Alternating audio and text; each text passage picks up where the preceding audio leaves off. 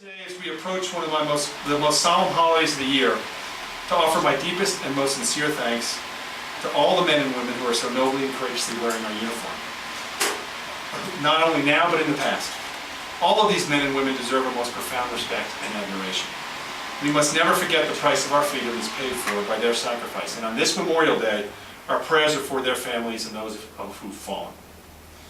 Many of us will spend this upcoming weekend enjoying time off with family and friends in our great state. But many of those who serve this nation won't be so fortunate. They'll spend the weekend buying groceries with food stamps, traveling long distances to get basic health care, fighting piles of red tape to try and get benefits owed to them, and all the time wondering what's gone wrong in Washington, D.C., that they're treated this way. As you all know, I ran for Congress 2 years ago, and we came incredibly close.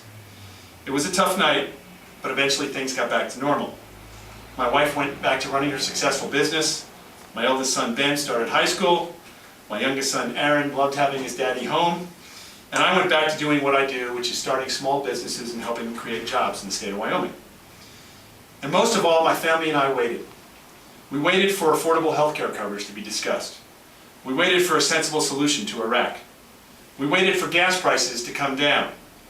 And we waited for Congress to put aside blind allegiance to party, to stop bickering, and to get down to work.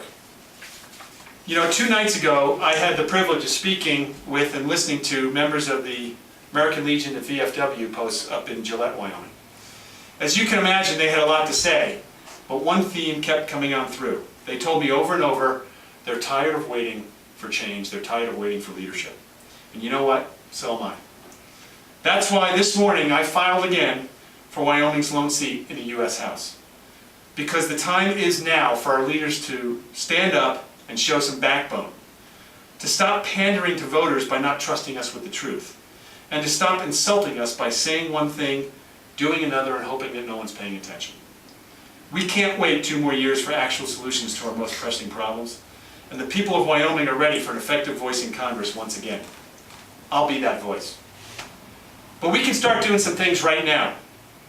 In the name of our veterans, current leaders in D.C. could come together and agree on 2 simple solutions for our servicemen and women's most pressing issues. First, the time to fully fund health care for our veterans is now. In Congress, I'll fight for a dedicated stream of funding for the VA and make sure it's off-limit to budget shenanigans. When I'm in Congress, we won't balance the budget on the backs of our wounded heroes. Secondly, the GI Bill gave our parents and grandparents coming back from World War II a chance to succeed.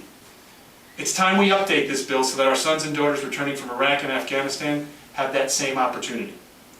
When I ran in 2006, I did it with grassroots